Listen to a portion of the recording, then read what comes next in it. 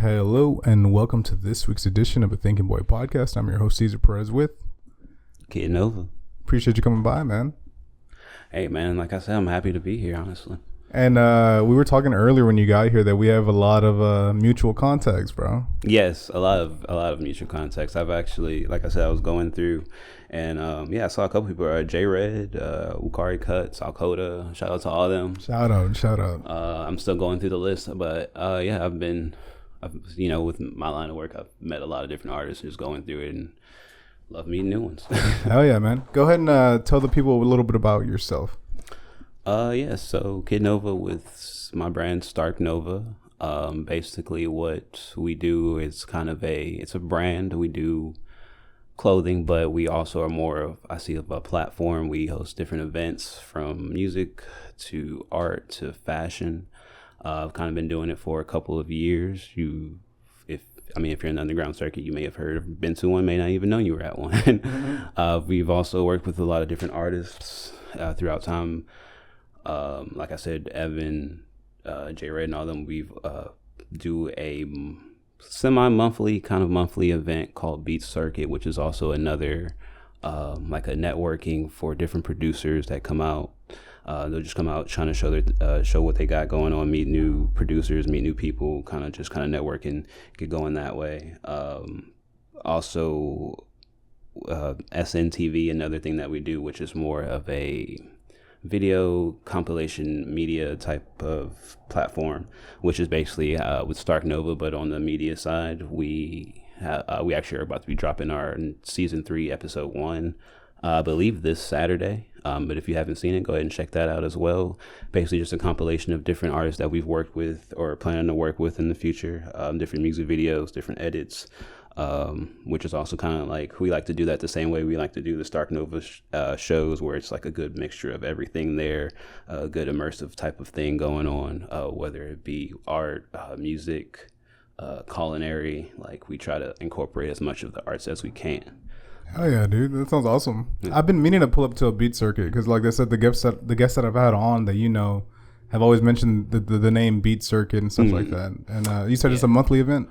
Yeah, it's like so we try to be monthly, but it's not necessarily. It's something that me and Evan, but he goes by Ukari Cuts now. We did this years ago before he was even by that name. But yeah, we actually had started it just like a warehouse venue that we did that we were able to use. It was only like, I want to say like 4 or 5 people in attendance the first time we did it, and it was like February 2020, I think it was that show. So it was like right before the pandemic hit. So we did that one, and we had to stop for like a year, a little bit over a year, and then we finally did our first one again at the venue, it's the shop called The Hub it's on the East End off Harrisburg. Shout out The Hub. Shout out. They let us have it there, and the first time we did it, I think it was the only people that showed up were the producers that were in it. The second time we did it, we had only the producers in it, and like 2 people came. And then we were just like, no, we're going to keep doing it. And we did it. And then like eventually it got a lot of people. We started getting like good numbers in there, crowds. And we even had to leave from that spot because it started getting too many people in there. Went to the next one and now we just kind of just do it here and there. And it's been picking up. We've been fortunate enough to have producers come in from different states. I know we've had some people come in from like New York, I think Louisiana.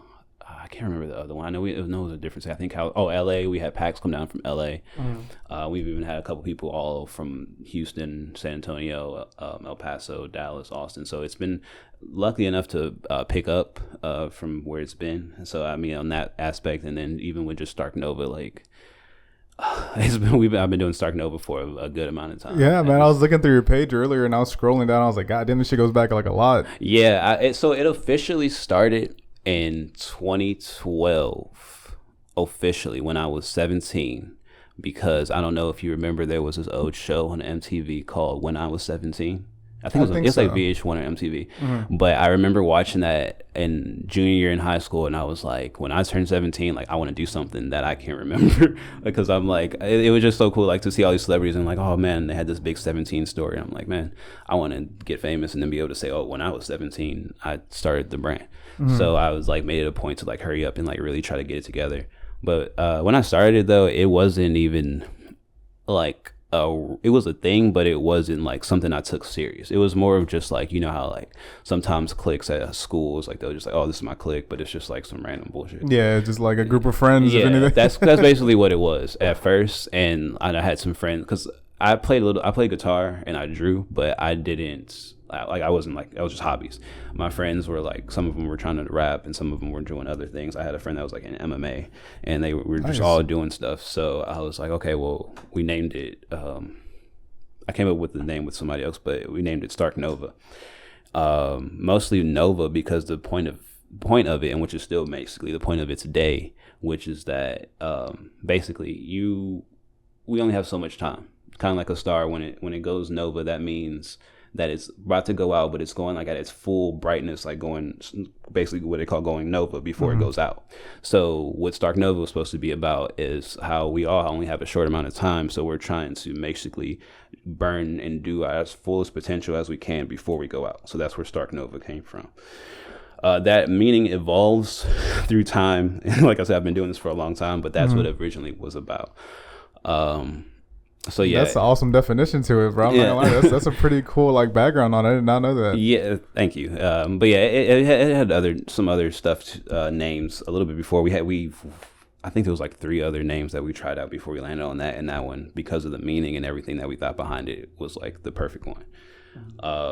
But yeah, so it was just like my friends that rapped, and it was actually I was a brand. I was the one who drew like the original designs and made all that, but most people thought it was just a music group because at the time I was just also working with my friends to help them put out like music underneath the Stark Nova name, and just doing that and using the brand to like kind of boost them up. Yeah. And that's kind of where the roots of it being a platform kind of came from. Was I was a brand, like doing my own clothing and everything, but I was always using my brand to help out my friends that were doing their creative things. So over time, like put each other on almost. Yeah, exactly. So like I would like do a Stark Nova and we'd rent out a place and do a show, and it'd be like for the brand, but all of my people would perform. So it'd be like that. So I was doing it like that for a couple of years, and then as time grew, like I would do stuff for my friends, but then like their friends that also did music would be like, hey, like that was a dope show, let me go on the next one. And it just grew out from rap to like different bands, different things like that. And then over the years it kind of just grew. And I would say from about 2012 to about 2015, 16, it was just having fun. 2016 was when I was like, okay, like let's try to be a real brand. Like let's actually try to do like legitimate stuff and like try to get in order, and not just be like just throwing a show here and there, just like doing stuff. After about 2016, that unfortunately, right when I was trying to get serious, right when everything bad started happening, because I was doing well. Then that first hurricane, I think it was 2017. Oh, yeah, Harvey, bro, yeah. My apartment was flooded out to chest deep water. On the first floor? I was on the first floor of my apartment. I had to leave all of my stuff in my apartment. All of my merchandise was destroyed. All of my shirts, everything. Dude. I had a show on the day that the hurricane. I already invested all my money in it, and I had a show on the day that the hurricane hit. So that show had to get canceled. Lost all my merchandise, everything. I had to start from square one on like 2017. Eventually got everything back. After that happened though, like I picked back up, got back going. 2018. Did you lose like equipment at all? Not any equipment. No, because I was just renting out a lot of my stuff. I'm very fortunate to have a lot of good friends that, shout out Z-Gut. I'm fortunate to have a lot of good friends that got my back on like sound equipment, and Evan. Shout out Evan on that too. Shout out. He like they helped me out with sound, getting everything together.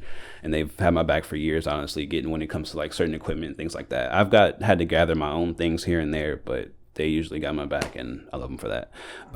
Shout out to them. But yeah, didn't lose any equipment. That 2017, we did some more shows, picked back up 2017, 18, 2019 was picking up speed, and then 2020 hit, stopped again, and now it's just been like getting, not necessarily getting my footing together, but I would say getting a more direct path with the brand. Because especially after 2017, I felt like I was doing a lot. Like if you go through and you look from like 2017 to 2019, there's a lot going on, but you might see that like it's kind of not, I don't know how to put it. Like it's just it's a lot all over the place. Like it's a lot going different. On. Is it variety or? It's not necessarily a mixed bag almost. It's just a lot going on. I don't know how to explain it. It's just, it doesn't seem like it's all under an umbrella. It seems like it's just out. And what I've been trying to really focus on is being more, as far as like having a grounded series of like where we're going, where we're taking the brand. Like this is what, like if you look at the brand, like you get this idea of it no matter what event you're going to. And that's why like, that's just kind of like, the idea of what I'm trying to put with Stark Nova, where that's why we're doing more events that are, instead of just hear random ones going on. Like if you also look back, you'll see just random events that don't happen again. That's just like, I don't think I had an event called Weekend Warrior. Okay. It was just like it was a dope event, but it was just like a random event. And so now I'm trying to do more on the annual vibe. Like you see, Featured Artists is a event that's going to be more continuous. That was one we had earlier this year, which was a very good event at Sandman. Mayflowers, that we just had our second one of that one, which is also a very, very good event that I have big ideas for as far as getting it bigger. And it's just been getting a lot of pull with that, with that event and with the other featured artists as well. I'm gonna move the mic a little. Oh, yeah. You're good. And then, what's the other one? Featured artists, and then SNTV. We've been trying to keep that as repetitive as possible as far as with the seasons we got coming out. Just different things like that. We've been trying to just make sure that we have a good foundation as far as moving forward, and making sure like the people that we have around, we like just a good foundation as far as everybody that's been working together and interlocked. Got you. You had mentioned the pandemic earlier, and every time I have people on here, I always ask like how their COVID experience was. As a creative person, how was that? Was it difficult for you? Were you kind of losing your mind a little bit? I know I was. Just being at home. I learned a lot from it because I met some people throughout that kind of opened my eyes to things, some in good ways, some in bad ways. I got to work with, I don't know if I should name, I'm not going to probably say the brand, but I got to work with a brand that's up and coming, or I guess they already kind of blown up within the city, that started in the city. I got to work at their shop, and I got to, have some events there. I actually even got to host one of my events, the NOVA fashion show, which is also going to be another annual event that I'm trying to, hopefully, fingers crossed, pulls together this year. Hell yeah, dude. But I got to do that. I got to meet some people there. I got to network through that, and it did kind of slow me down as far as my brand's progress, but I got to learn a lot as an artist and just in the business of doing events a lot during that period. I actually gained a lot. Hell yeah, dude. I'm glad you had a positive overall thing, because I know a lot of people that like had to kind of put their stuff on pause, or maybe were like sitting on music that they couldn't release, or they just felt like it felt weird. I saw a lot of people that were like that. Actually, a lot of musicians went through that. I mean, that's like we were kind of talking about before we started, as far as like that whole creativity thing. Like, I know that was a hard time for a lot of creatives, because you can put like I was saying, when you put out too much creativity, but you're not taking in enough creativity from around you, I feel like that's what kind of makes that block. Like I call it like gaining your EXP, as far as like you need to gain enough EXP to be able to create something. And if you don't have the ability, like a lot of people did during COVID, like you're stuck inside, or you're just stuck doing like your same old whatever, playing video games or like watching TV, which is fine. But like if you only can just sit and watch the same TV, like it's not really gaining anything. Yeah. So it was really hard. You could get burned out that way. You could just kind of be like in a funk of just not doing anything. You know? Yeah, and that's I mean, that definitely will create a funk if you can't go out and you're just stuck there. I mean, some people are privileged. I mean, some people can figure out things to do just even in their house. Like, okay, I'm gonna do this and focus on everything and like still be able to build creativity off of themselves and keep going, but you know, not everybody can, and I feel like a lot of people aren't like that, and when they get stuck in the house and they can't go out and interact, because I feel like a lot of creativity that you gain comes from interacting with other people and other creative minds, and even just seeing other people's creative works, I would say. Different experiences, taking in different stuff, not for sure. Yeah. I mean, yeah, so when you can't do that, yeah, it definitely is going to put you in that position of like, damn, like, what do I do? You know what's funny, bro? You were talking about your events, and what I listened to a lot during the pandemic where I'd play music, obviously, but like I'd also play a lot of like live concerts. Like a lot of live music, or like YouTube videos that just like had bands that I liked play their music live before the pandemic. And I was just listening to that shit a lot, bro. Like Arctic Monkeys, had one of their King Cruel had like a live Live on the Moon, I think, where he was just playing his music live. And I was like, man, I don't know, for whatever, maybe because like we couldn't see them in person, that I just like had a like the FOMO of like, oh man, like I wish I could be there, like actually outside, like listening to real music, bro. right now. The little like the sound of the crowd and shit in the background, and I was just like, man, I'll just jam it so much. So yeah, I mean, I've always been a fan of live music.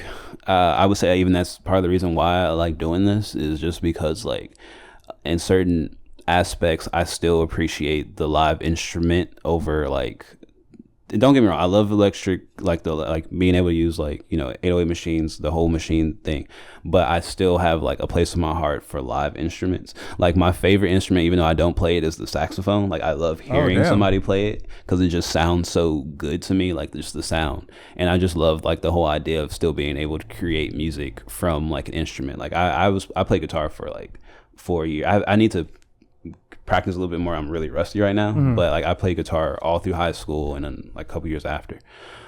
So like I just love being able to actually do that. Like to great. I know, I completely understand, bro. It definitely is like a different flavor, and it's funny because I'm starting to see a lot more like rap acts, like JPEG Mafia and Danny Brown, that had like live instrumentation. Yeah, I think it always comes back around. Like I even remember it, like it left and it came back.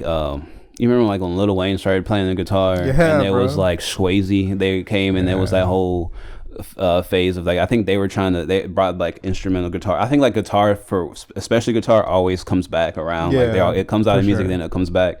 And I know there was that whole time of like the whole rock hip hop thing, and then like I feel like it's just coming back around now. You see like a lot of people trying to do it, but more on like, I feel like on like that metal, black metal type. Before it was just like power rock, they were trying to match with hip hop. Now I feel like it's like that death kind of metal, like like I won't say thrash a little bit, but you know what I mean, a little bit like that. And that also reminds me, NERD was doing that too for a little bit. They really brought that back. Oh man, I'm a huge fan of. They never really left it, actually. If you really think about it, I'm a huge fan of Pharrell, bro. Like especially like as a youngster, like I knew and recognized his music. But as like an older dude, I'm like, damn man, like he has so much talent and like so much hits, bro. Like I still to this day find out new things that Pharrell did that I didn't even know. Dude, all of this stuff with Pusha T and Malice, like the clip stuff. Yeah, that I knew, but I mean like just with him helping with like Luke, like I think I saw a new clip of him like helping ODB with like a hook on a song or something, and then like how I knew he like did the production for like a lot of Justin Timberlake, but I didn't know that he was also helping him with like the writing and like how to sing the chorus. I feel like this is like a like guilty pleasure, but like big fan of Justin Timberlake, bro. He has JT. When I used to work at Starbucks, after we would be closing, and you can ask anybody that knows me, for the last hour, I would do what I call JT Power Hour, where I would literally play nothing but Justin Timberlake songs for that last hour of stuff, because we had control over the radio or the sound in Starbucks. So I would just play Justin Timberlake for that last hour every single day. Dude, JT's the man, bro. JT is the man. He's he's a decent actor too for the movies that I've seen him in. He's okay. Yeah, he's not bad. He's definitely not bad. Yeah. I wouldn't give him an award or nothing, but nah. He's definitely passable, I think, in terms of like other artists that like try to act. I think he's a little passable. But so I was just thinking about this the other day. How do you think that Bow Wow could have been on Will Smith level if he continued to act?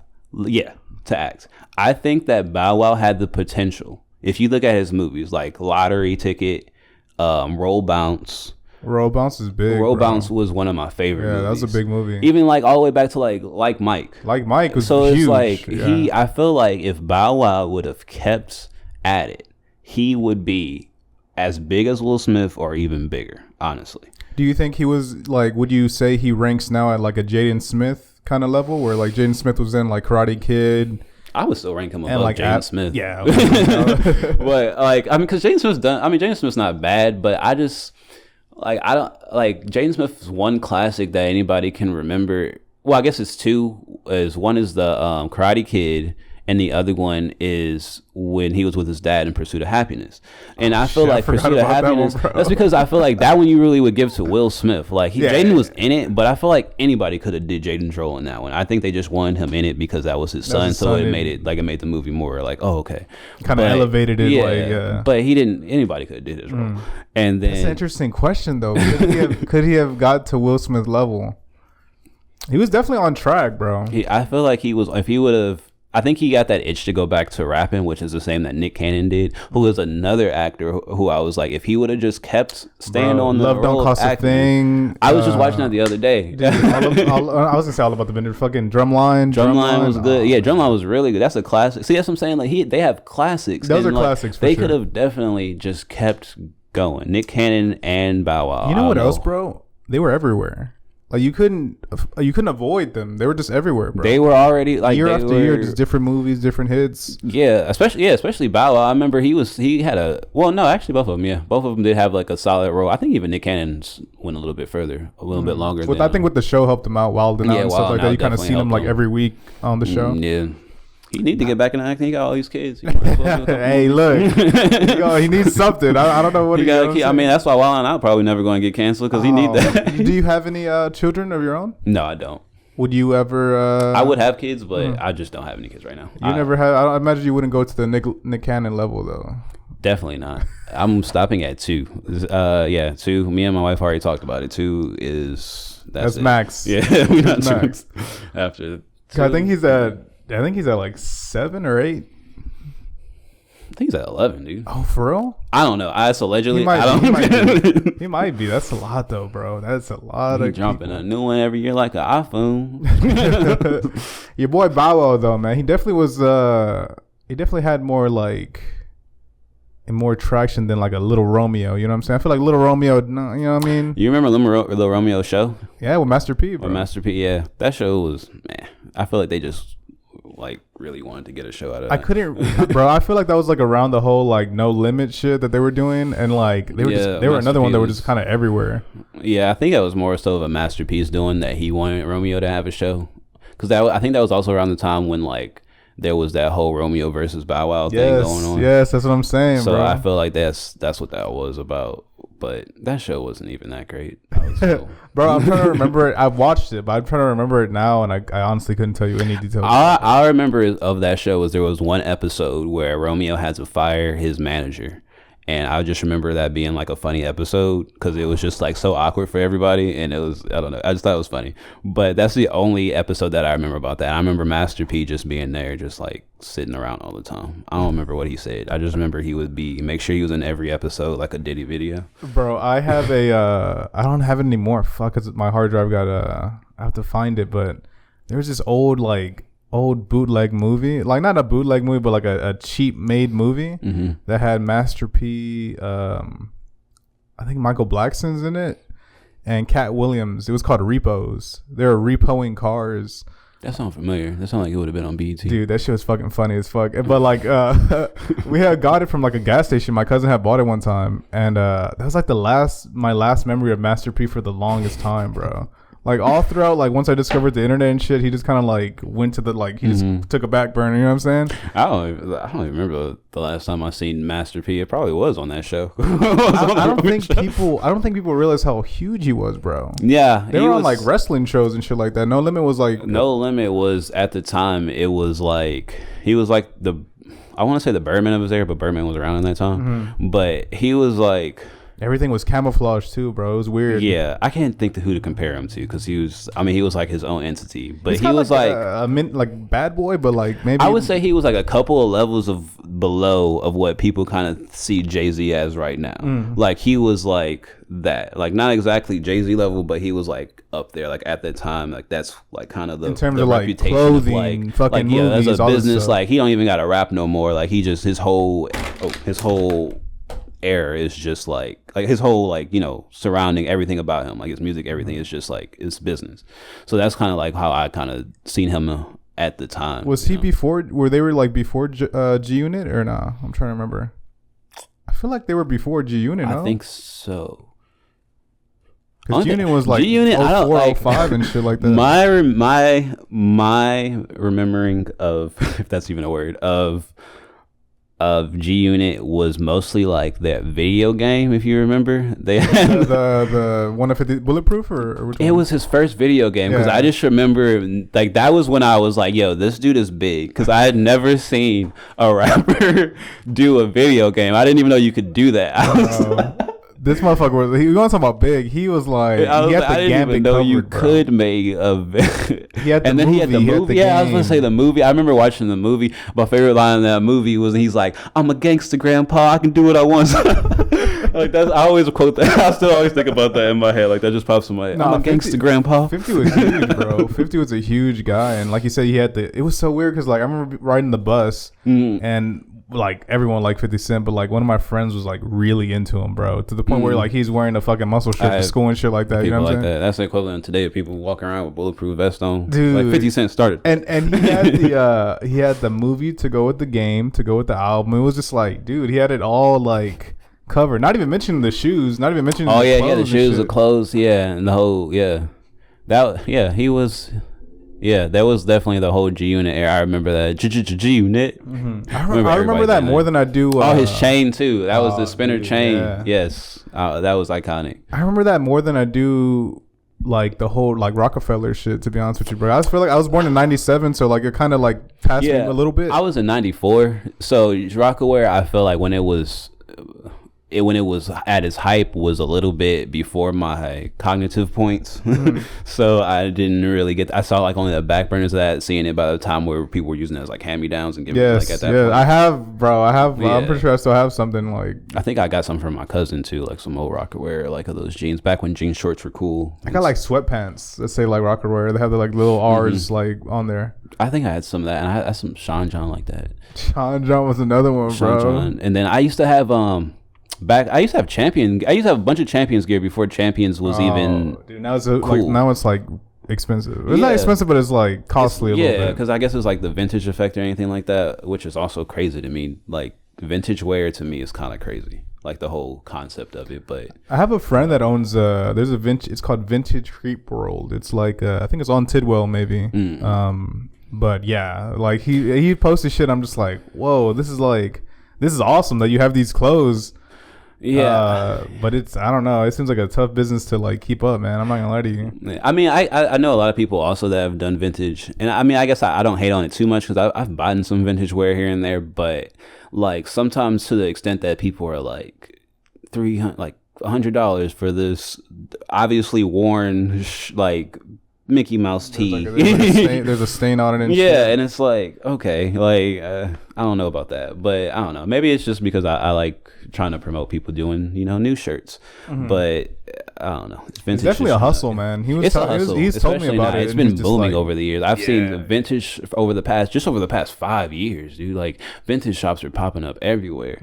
I mean, I guess it's cool because I know especially a certain clothing, I guess material from back in the day might be like a little bit better than some of the stuff they're using here, because like you go to like Shin or Nova or Fashion Nova or whatever, that stuff's cheap as shit.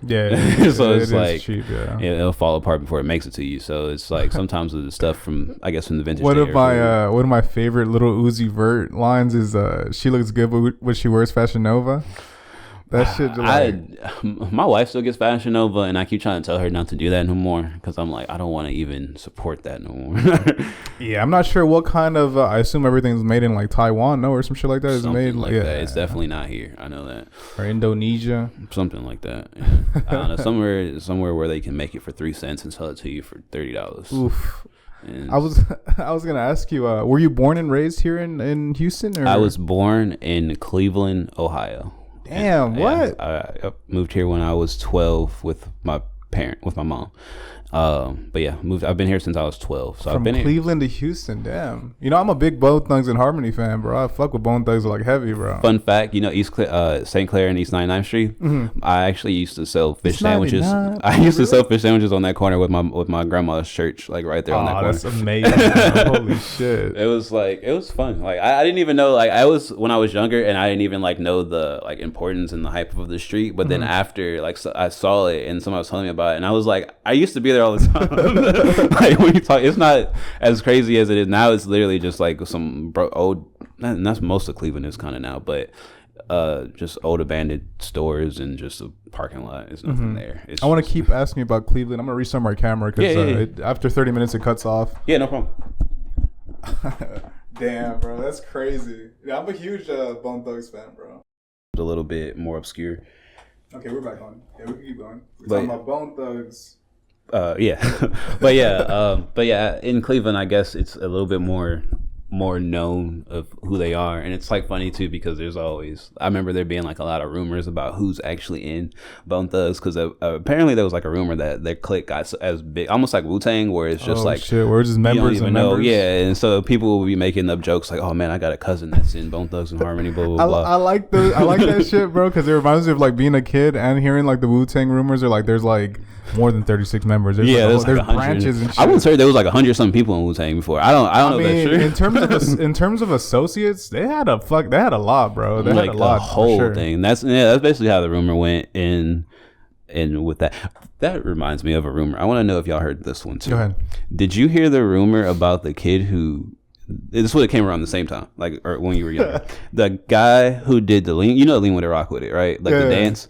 Apparently, because I heard this rumor that there was a kid or somebody that did the lean with it, rock with it so hard that they snapped their neck and died. I didn't hear that. Was a rumor that was going around, and some people here I've actually told that to, and they heard the rumor. It's been throughout the country. So those kind of rumors always throw. Do you ever hear about this? Is gonna be a wild rumor that I heard as a kid that my mom told me, bro. This is a rumor that my mom told me that I think Bow Wow's bodyguard like anally raped him or some shit like that. He put like a broomstick up his ass or some shit like that. I think I heard. Did I hear that one?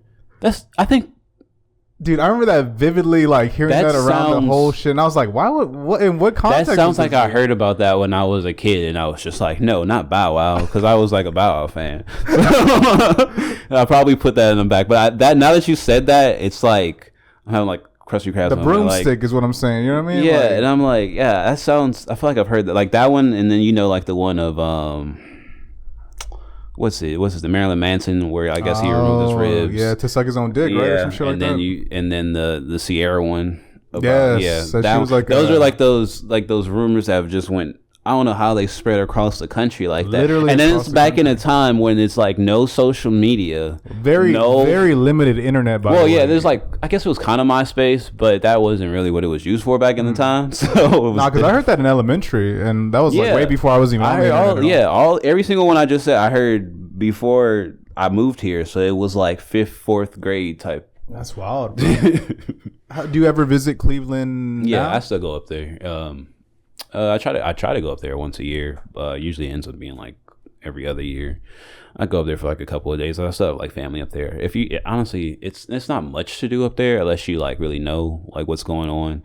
There are still some things going on. I actually have a friend up there that also throws shows. And he does all these different events. I'm trying to work some stuff out and even be able to come up there and like have an event up there, or even that'd be a lot of fun, bro. Little homecoming event. I've been talking about doing something like that for years, but it just always like not goes exactly the way I'm trying to have it, or like it's just something happens usually. But eventually, I do want to do something like that. Try to move out there. I got some family out in Michigan as well that we're trying to plan to do something as well.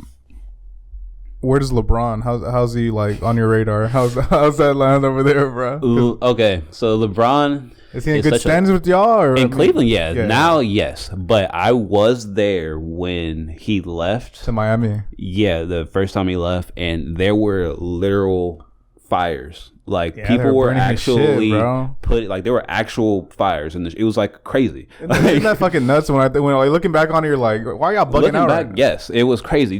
So you remember that they would always show it before every game. It was like this big poster of LeBron with his arms stretched out, and it was in that big building. They had to have police surround that building and protect it because people were like throwing Molotov cocktails and trying to rip it down, and they almost set the whole building on fire. It was that the stadium that they played? No, it's like a building next to the stadium. Okay. It's like when you're going to the stadium, that building's like right there. That's why they have it so big, because you're just like right there and you see the stadium and the wall. God, I didn't know it was that. But I don't understand why. You know what? You think it was the press conference? Because the press conference was like a big build up. And then he just kind of was like, I made my decision. I'm going to Miami. I was just kind of like, I think, why not just do it and not even like announce the shit like that, you know? I think if he would have did that, there's no way that he could have left that wouldn't have happened. I don't think.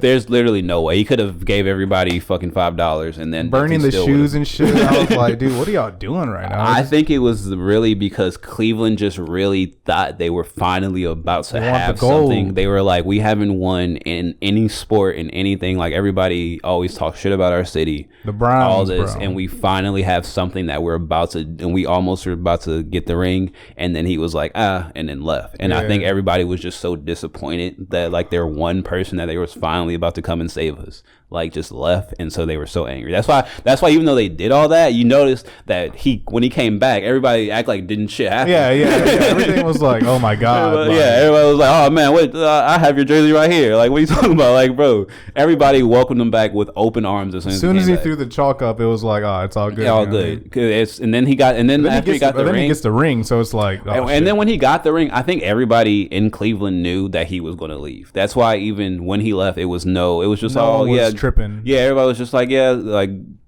like blessings on your trip. Basically, like everybody knew. Like as soon as we got that, they're like, okay, he's gonna dip. But he did what he was supposed to. He came back. He got the way he did it too. Jesus Christ, fucking coming back. I remember watching that game. Man, I was actually remember. And what people don't also remember, Kyrie got the last shot of that game and kind of won it. But everybody was like, oh, LeBron James, yay. But I'm like, that wasn't just LeBron. Kyrie actually even got the winning shot. Yeah. Definitely, bro. That's why like Kyrie is also. I don't really watch basketball like that, but I'm more of a football person. But I like Kyrie. I like Kyrie. I don't really know what he's doing right now. I'm trying to think of other famous Cleveland people I know. Baker Mayfield. He wasn't really from Cleveland, but he they did Baker Mayfield dirty on the Browns. They did, because I think that he should have. I mean, I don't even know. I don't know the details of him leaving. I don't know if he actually decided to leave himself. I think from what I heard, it was that they cut him. Some shit like that. Yeah, my brother's a huge football guy, and he was telling me like, bro, Baker, bro, when the year he was balling out, I'm like, the guy's something. I'm like, what? Because I'm so used to the Cleveland Browns fucking, you know what I mean? Yeah. So I was like, damn, bro, what's going on? And then I was watching the highlights. I'm like, okay. But then, like, years later, or like a season later, he wasn't even, like, starting. I was like, what the fuck? Because I know he got injured, and then even though he was injured, he was still trying to play. And I feel like he was just, like, trying to be, like, a team leader and be like, yo, even though I'm injured, I'm trying to be out here. And he did okay, but he was injured. He couldn't do the best.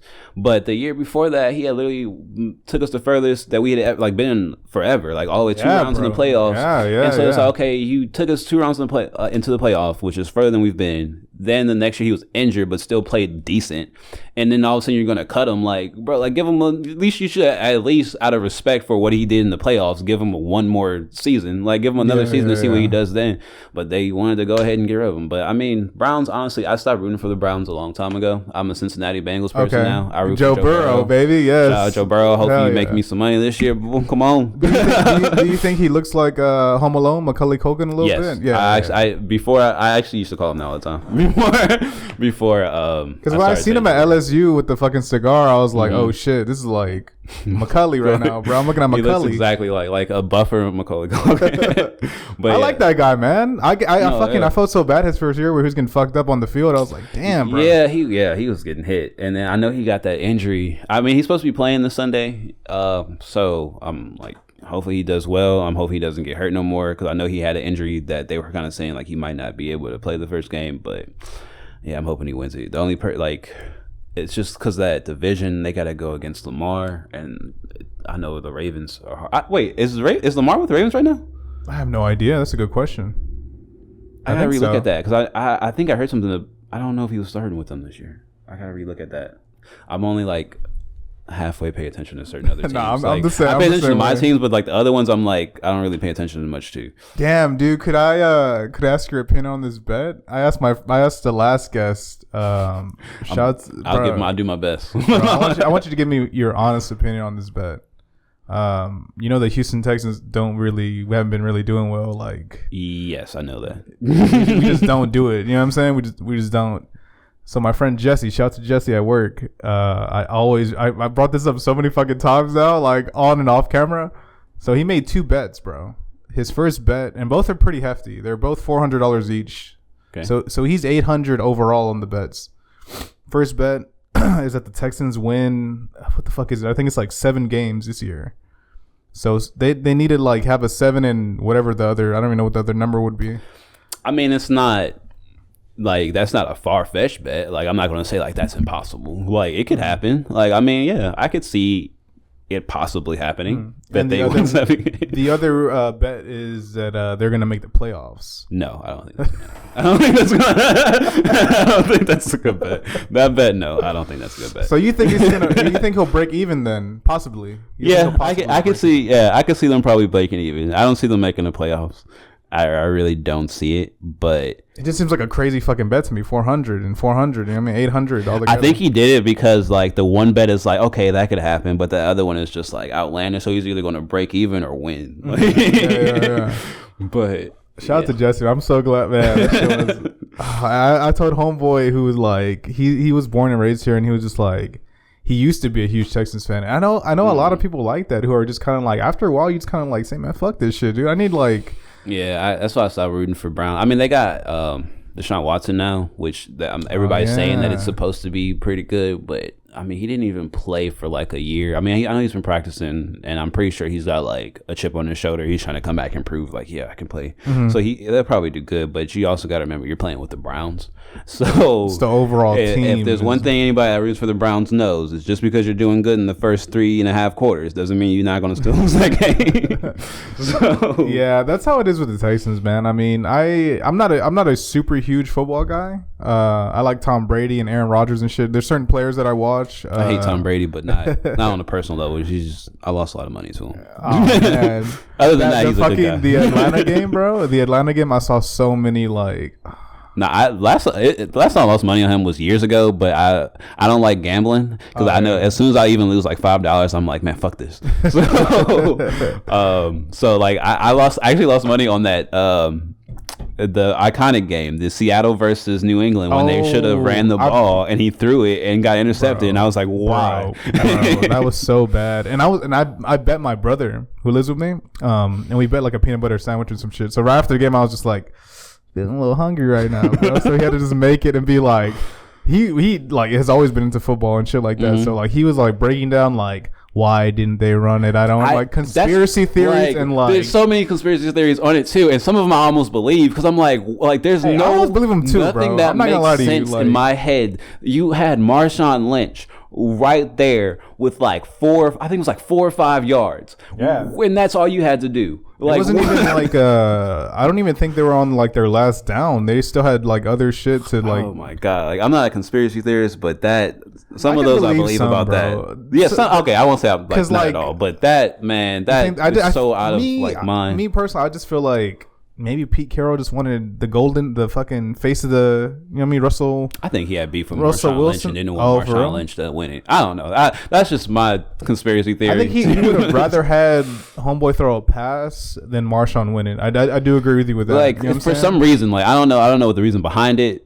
Like, I don't know if he just didn't like Marshawn. I don't know how you don't like Marshawn Lynch, but I don't know. Like, it's just maybe he was mad because he wouldn't go to any of his like press conferences. I don't know, but that just does not make sense. So petty though, you know what I mean?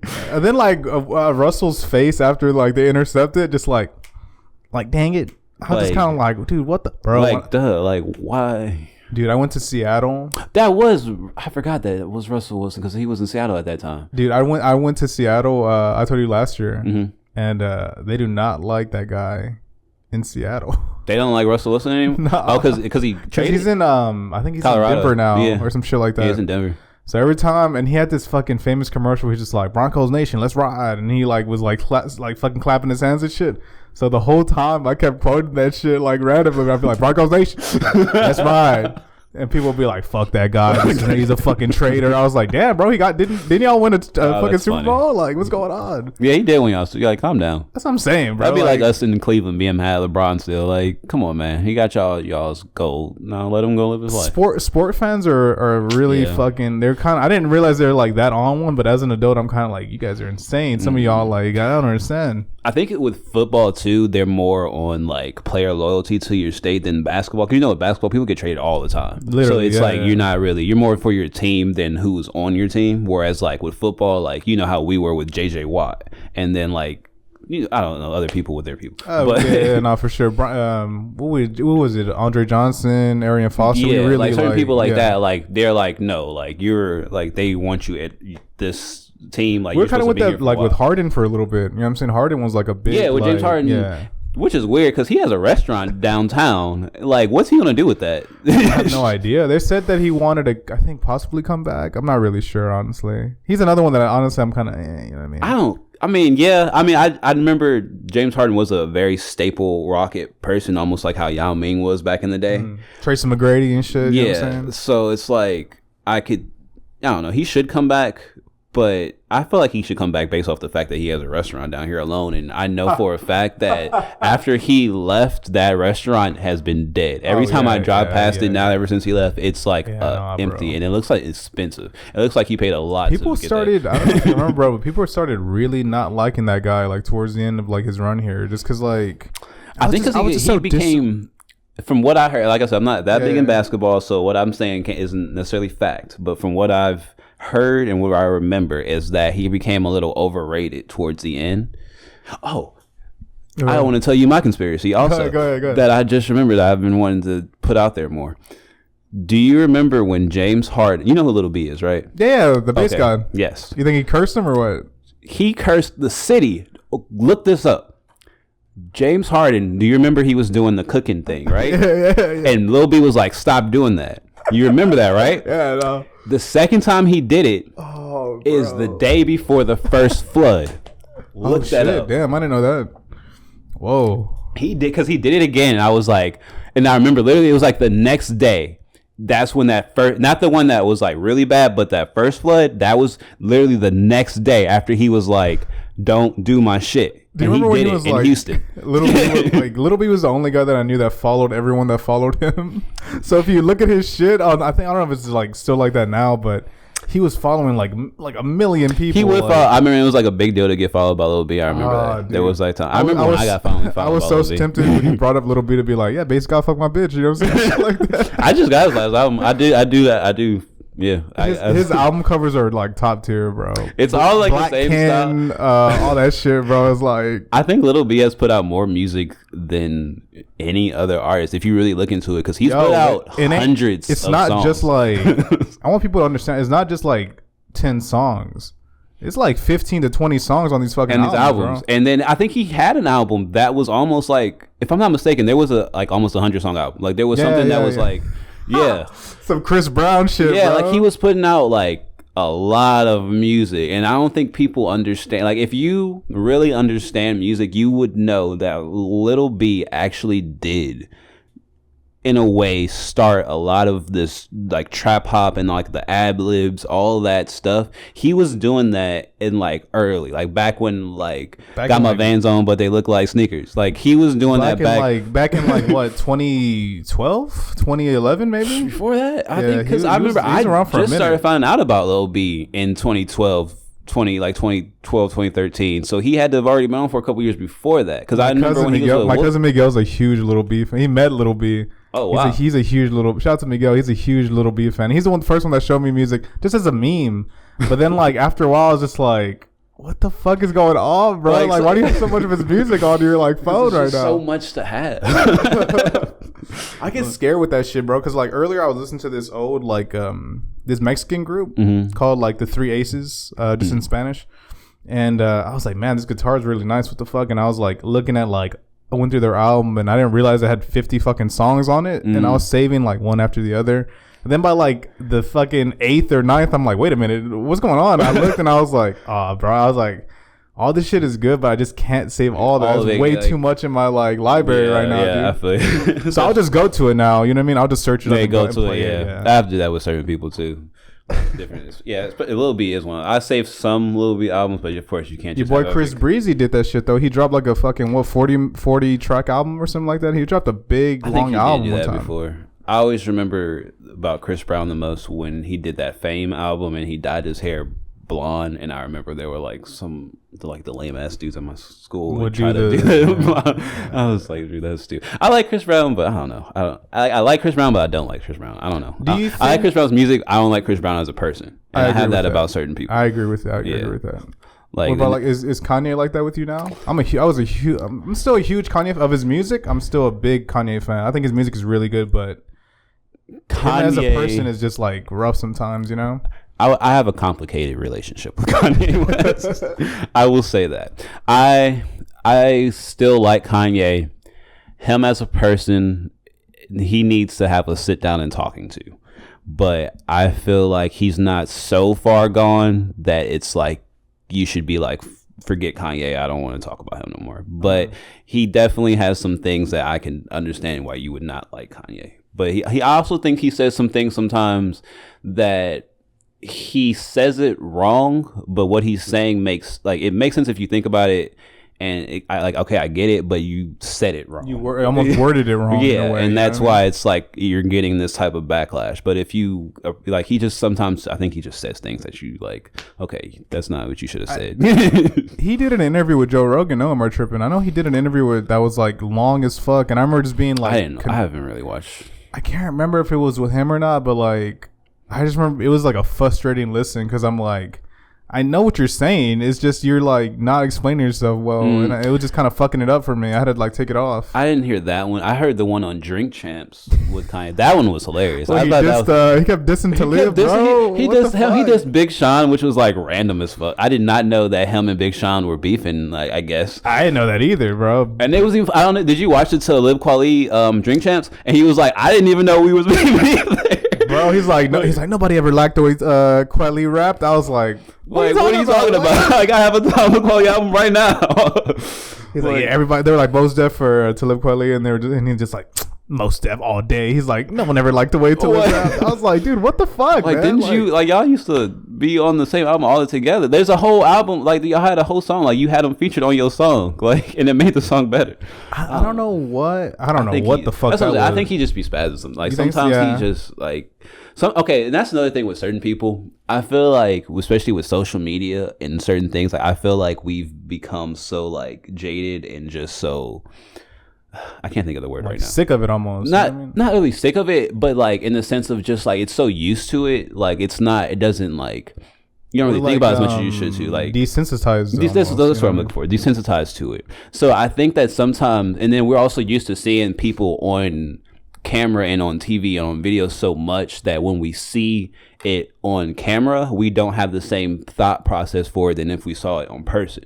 Because I think sometimes like some of these people like Kanye West and just other people sometimes are actually like sometimes not in their right mind, or just saying like they may need like some mental help, or maybe they're just having like somewhat of an episode, and we see it on TV and we're just like, oh man, that dude's tripping, this dude's stupid, blah blah blah. But we don't think of it on the sense of like maybe he's like just like how like your grandpa might be with Alzheimer's, and when they say some crazy stuff, right, and then they're like, you're like, oh, grandpa's just having a moment. But when Kanye has that same moment, you're like Kanye is crazy. Yeah, exactly. So it's like maybe we gotta like, I feel like that's something that people need to kind of think about a little bit more. I felt that way with I was like really young at the time, but like the whole Britney Spears shit where she was shaving her head, even as a kid, bro, even as a kid, I was like, something's wrong with this lady, bro. Yes. Like, and I don't even know if I should say this because I feel like I'm gonna get a very different opinion back at me for what I'm going to say. Go ahead, bro. Lay it on me.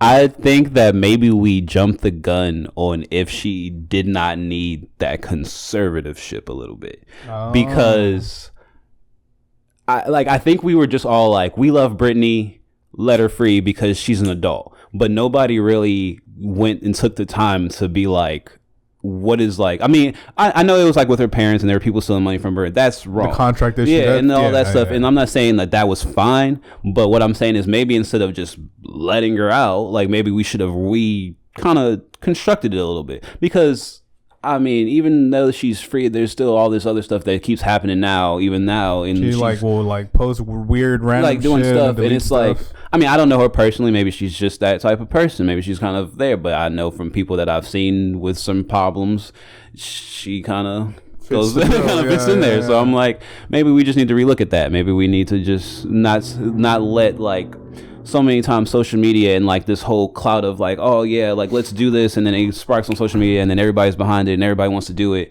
but nobody is asking the question like, should we do it? Or nobody's really going behind and looking into the details of what we're about to do, and then something just happens and now everybody's just like, all right, you're there, and now it's like, well shit, should we have even did that? Like but yeah, I don't know, I think just sometimes people need to think about things a little bit more. Let me do you have any other artists that like you kind of like fuck with their music but you don't really fuck with their like them as a person? An R. Kelly, for example. Doja Cat. Actually, I don't even like Doja Cat music anymore, but that used to be how I used to like her music, but I never really liked her as a person. Yeah, I have people who I don't like their music that much, but I like them as a person. Okay. Like Lil Yachty, I don't really listen to that much Lil Yachty, but as a person, I think he's a pretty cool person. Seems pretty like, cool. As far as like different interviews that I've seen by him. I was kind of like that with Nipsey Hussle. I didn't hate his music, and I liked his Victory Lap was like really good, but his other stuff I never really listened to like that. Yeah. But as a person, I was like, man, this guy seems dope as hell. Yeah, same. Yeah, I like the music I've heard from Nipsey Hussle. I like, but I never really like went into him. Yeah, and sometimes like even after he died, I still listen to some of his music, but I didn't go deep into it, I guess. But yeah, because it was just, I don't know. I'm not going to go into that. But I didn't get deep into it. But I like Nipsey Hussle as a person because I started figuring out more about who he was and like what he did like for the community and everything. I'm like, okay, like this is a really good dude. Young Dolph as well. Oh, dude. I was just about to bring him up, bro. He's another person that I didn't listen to a lot of his music, but after he died, I started learning a lot about what he like about him. I did listen to a lot of his music. He's probably like the last trap dude that I like really got into. I only know is like his actual like his mainstream like get paid. Man, dude, I used to like love his shit. You know what it was? I think because like I had just graduated high school and like we went to like a strip club after we graduated. Certain settings will make you like an artist, and like, they were just playing the fuck out of like Young Dolph, and I was like, dude, who is this guy? I was like, this guy's like, I was like, yo, I fucking love this guy. Then when he died, my cousin called me up. He's like, man, I got some bad news, see. I'm like, what happened? He's just like, Young Dolph. They got him. Yeah, I always find out you like just social media. Him and Pop Smoke kind of threw me off. I didn't realize they fucking that. I was like, damn, bro, he was like 20 years old. And yeah, like, Pop Smoke. I didn't even realize how young he was when he died because he didn't even sound. Pop Smoke like sound, an old dude. Yeah, he sound and seemed like he'd be older, but he was really young. Him, what's the other dude? He was just blowing up. I know that. I think PNB Rock died. It was It's like he died from taking all those drugs on the plane. He was Juice WRLD. Juice WRLD. Yeah, I actually was like I had just started trying to like right before he died. Like I was just getting into his music. Like just hearing some songs. Like, oh man, this is pretty good artist. And then literally with like a week, he just like died, and I was like, damn. Like him. I think out of like a lot of these people that have like passed early, like I think he had a lot of potential to keep going. Oh, for sure, yeah. Like, I never listened to his music like that, but I know feature wise, he was everywhere. He was like all over there. I think he was really like on the road to do some like really blow up. Unfortunately, he had passed. And that's so unfortunate, huh? Those artists that like pass early and stuff like that. It's really it sucks. I blame like a lot of like this whole crazy. It's not like drug. It's like drug culture, but it's like being promoted. I feel like a lot more than when I was younger. Back when, I mean, I guess I can't really say that because I guess they were always talking about like crack lean and shit like lean that. And all that. Yeah. I guess I didn't hear it as much. I used to listen to like Kid Cudi and Wiz Khalifa. So if it was drug related, it was like weed. And then I distinctly remember that like it was like Kid Cudi, Wiz, and it was like, yeah, everybody smokes. And then like Chief Keef came out, and then the dynamic changed. Yeah. And then it was like, then I was seeing like 15-year-olds double cupped up with like Xans and all this. And yeah, like, dude, it was wild. Dude. It was wild. Yeah. That's the time I graduated in 2016 from high school, so that, like 2016 before was the whole like Chief Keef, all that shit. Yeah, because I graduated in 2012. So like I think that was my freshman year. So okay. Yeah, right. Then it was right after I think like Rolling Papers came out like 2011 because I remember that was like the big album of that year, and then 2012 was when the shifts kind of started because I remember like my senior year. And then that's when I started getting into like different music because I didn't even listen to a lot of hip hop when I was in high school. I listened to because I was playing guitar. I started getting into different music like I listened to like old classic rock music. I started getting into like Led Zeppelin. I started getting into Pink Floyd. Pink Floyd. Dude. Yeah, that was when I first heard the Dark Side of the Moon album. Chilling because that's also when I started smoking. So I was like, okay, like all this stuff was like perfect for that vibe. And I actually almost went like a whole year without even really listening to any hip hop. I was listening to like just bands, just learning, just going back in time in music. Like instead of listening to any new stuff, I was just trying to listen to all the old stuff that I missed. And it was like I had so much music to listen to. It was so great. Are you the same? I had mentioned on a video that I did. I reviewed a Sade Diamond Life, her first album, and I don't know if you're like this, bro, or like if most dudes are like this, but like if I really like something, I will go back and just dive into their catalog and just kind of like go from like their first LP to like current day. I did that. Oh, I think you're. Oh shit! Let me restart it real quick. I'm really liking this conversation, bro. Yeah, me too. I was about to say, are we good on time? We could like record like another 20 minutes and then wrap everything up. But yeah, dude, I don't know if you still smoke, but I totally have some weed if you want. Yeah, I definitely smoke. Because I'm just gonna have to edit this other video. I'll probably just order some food and like smoke up. To be honest, if you're more than welcome. Yeah, I'll smoke. Join me. I won't eat your food, but I'll smoke. All right, we should be good. We're talking. I forgot. Diving back into artists stuff. Yeah. So So the actual. I was like that for a couple of artists actually, so the way I would do it is like I would listen to like some music or go find a song that I used to know because my dad actually used to also listen to a lot of old school R&B and like rock, like power rock, like 80s rock, stuff like that. And so I would like listen to songs that I used to like that he would play, and I think one was also like Money from Pink Floyd. And so like stuff like that, just old classic hits. And then I would listen to like, okay, I like this song, what else does this artist play? And then I would listen to that whole album and I'm like, okay, what other albums does this play? So that's how like I learned a lot of Led Zeppelin through that way.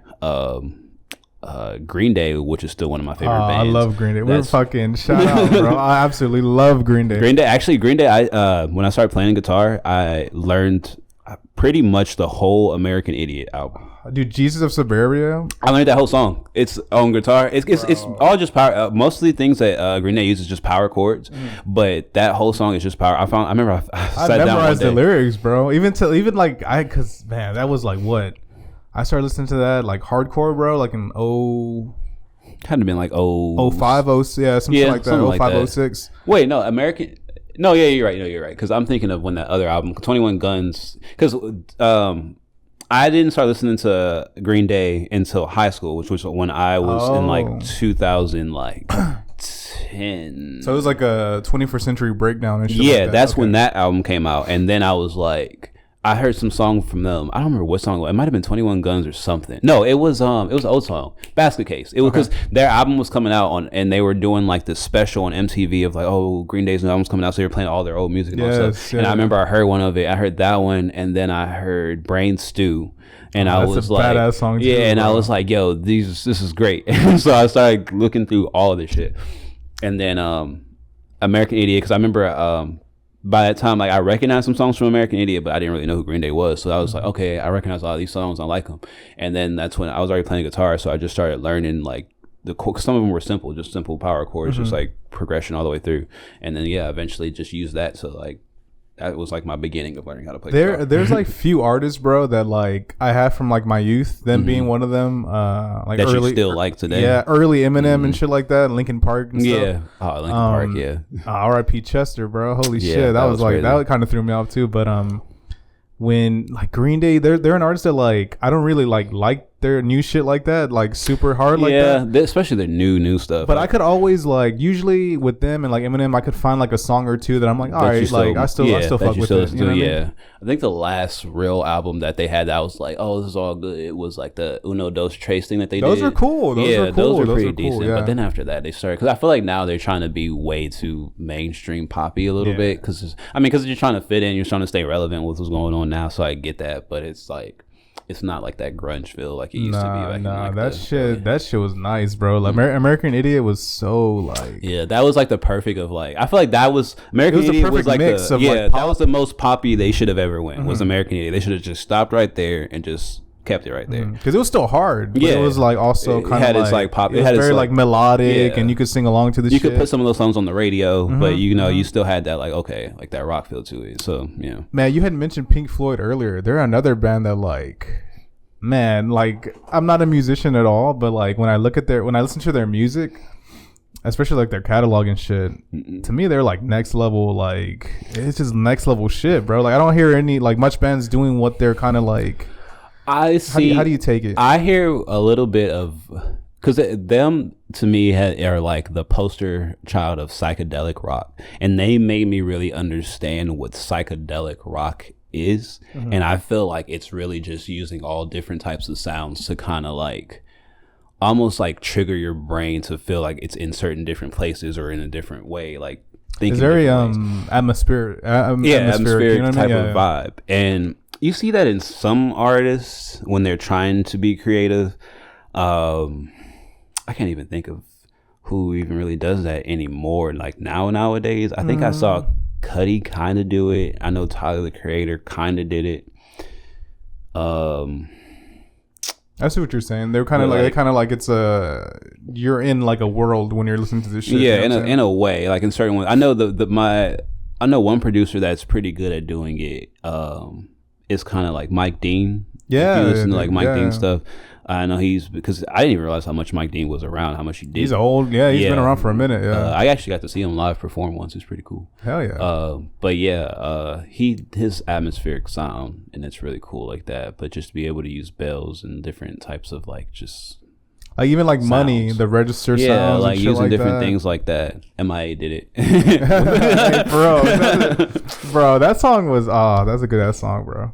I heard that song like years before it started playing on the radio, because I remember Pineapple Express is what kind of it blew it up. But I remember that was the first time I heard it like in mainstream. But I remember my cousin played it for me like a year or two before that, and I remember being like, this song is, I was young, but I was like, this song is damn near scary. Like it's like it was just so loud. It was just gunshots constantly. I was just remember being like, yo, what is this? And he was bumping it hard.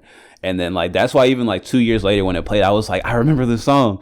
It was like scary, crazy. It threw me off because like it came out the two movies used it. It was Slumdog Millionaire, and then it was Pineapple Express. Pineapple Express is the one I remember. And I was just like, what the fuck? What a totally different like vibe on both of them. Yeah, and then just like her altogether, like her, I feel like it's like it was really different than anything that we really have here. I mean, I think that's what's good about like. I like when UK stuff comes over here sometimes because it's a very different take on what we do, and different it's a way slang, everything. You're able to see like a whole new like vibe of it and create something new. And I feel like that's the number one way to make new things, especially creatively, is to like mash things that are completely different. And so I like that, like when they do that. I like hearing like different countries' music, even though I can't understand it. I like sometimes like hell yeah, dude. There's so many times I remember one song I used to love, and it was like in French, and I'd have no clue what the fuck they said on it. But I was like, I have some like favorite songs in Japanese that like I listen to that are like they just sound like an 80s like straight up like groovy ass tune, but know what the fuck they're saying, but it just really is like a vibe. I feel like a lot of artists do that, where they like listen to different music from different countries and stuff, and that's how they draw inspiration and do sampling and different things. That way to us it's like, man, this is new, this is crazy, but it's like just something that's been in a different country for like years that we just didn't know about, and that's how you're able to create new stuff. Pretty sure we do that in other places too, so it's like, I think that's really good to do. How we can end on this. Where do you see your kind of brand and the whole brand in terms of Stark Nova kind of coming in and where do you see it advancing in the years to come? So what I'm hoping for And what I'm aiming for is to get it to the point where it's kind of moving like a well-oiled machine, in the sense of being able to produce on schedule, shows, like have my annual shows throughout the year and have them consistently, have them get bigger over time. My idea for the shows are to eventually be kind of more of a moment of what I'm trying to work for, instead of the sense of you go to a show and you kind of just, okay, I paid to get in, here's some stuff here, I look at it, and then I leave. Because one thing about me, I have ADHD. So that's probably why you notice I've been all around, even when we've just been talking. But like with shows like that, like if you don't have a lot to give, like I've done this so many times. Like I'll go into an art show or something, and after you do your initial look around at everything, you're like, okay, I've seen it. And then unless you just have some friends that you just can talk to just sitting around, you end up just leaving.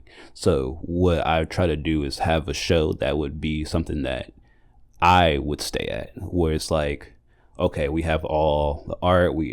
I'll have like maybe some live painting, maybe some vendors, some drinks for you to have, maybe something else going on, and like maybe a live performance here after this, even if it's just an art show. So I try to really try to capture a moment, so that way when you're there, you always feel like there's something going on, and you always feel like you're kind of immersed in Stark Nova. Like whether it's like your clothing, whether it's the food is handpicked for that event, what you're seeing, what the vibe is, and everything. You're like satisfying all the senses, bro. Basically, that's what I want it to be like in itself. Because I feel like once you do that, if you can have the full control of all the senses, that's when it becomes like an actual moment. That when you're somewhere years later, you'll see something or you'll smell something, and it'll remind you, because that was a moment. It wasn't just a show that you went to.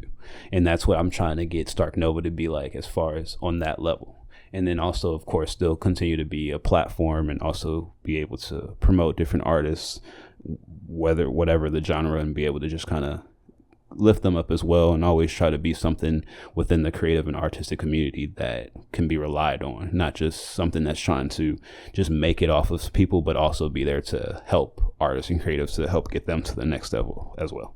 Hell yeah, dude, that sounds awesome. And live music is like a big thing, bro, and you look at like a Tiny Desk or a Boiler Room, and those are like big staples. And I could definitely see people being like, oh, this is like a Stark. If you still do like a video series of like Stark Nova session or whatever, Stark Nova Cleveland. We're working on different things like that, and we've even done some things, like Cypher.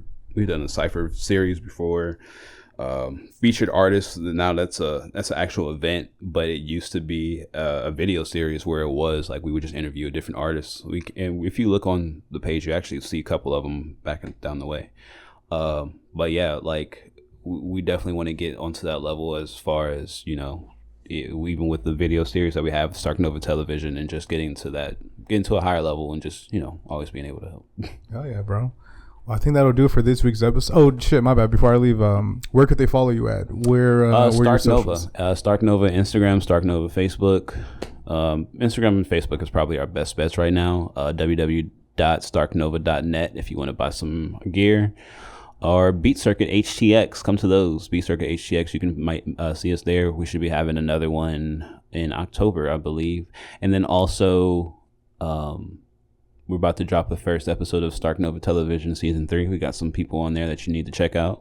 So yeah, follow us on any one of those things and then get connected.